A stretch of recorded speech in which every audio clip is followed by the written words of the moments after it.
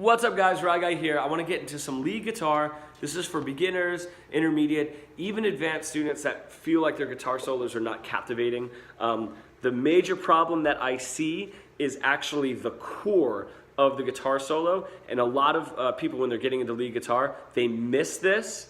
And then they do what I call like diluting or additives. So they're just like, man, my guitar solos aren't really going anywhere. I need to add more notes. I need to add more bends. I need to add more slides. And then it's still not going anywhere. So they're adding even more and more. What they're missing is kind of like the meat of the guitar solo, which is rhythmic phrasing more so than notes. So it's kind of like the rhythmic phrase, then the pitch choice, and then all the little additives on top. Believe it or not, even the note choice can be an additive. So I want you to start with this. Just picking two notes. So sometimes I'll have a student, if they're not getting the rhythmic phrase, which is very, very difficult to get someone to do if they've been playing without that part of their brain involved in their playing, I'll have them just tapping out. So if I have a pace like that, I'll have them just...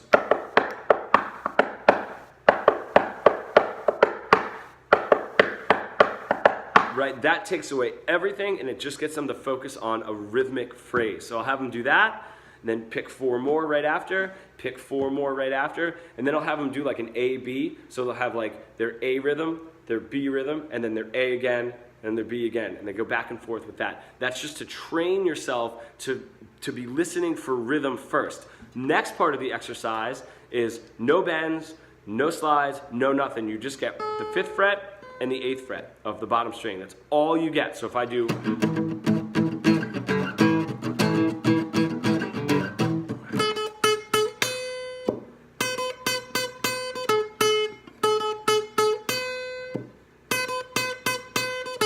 Believe it or not, that is so difficult for some people to do because they feel like they're backpedaling, right? And they want to do more, they want to add more. And then once you start training that, you start understanding that that is the meat of your guitar solo. And then you can start adding slides and bends and double stops and other phrases. But I want you to simplify everything down to that. So you're not kind of doing this, you know, I call it like the car without a driver. It's just like drifting, you know.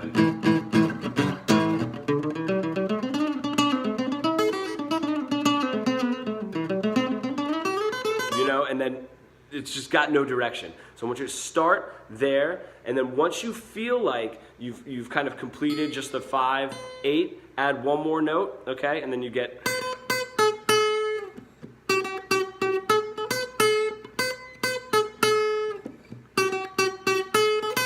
Right? And then add one more and see if you can keep that. See how many notes that you can keep adding in the pentatonic scale before you start diluting it and you start getting away from that rhythmic phrase. So this is, if you ever feel like your guitar solos do not have direction, this is going to change everything for you.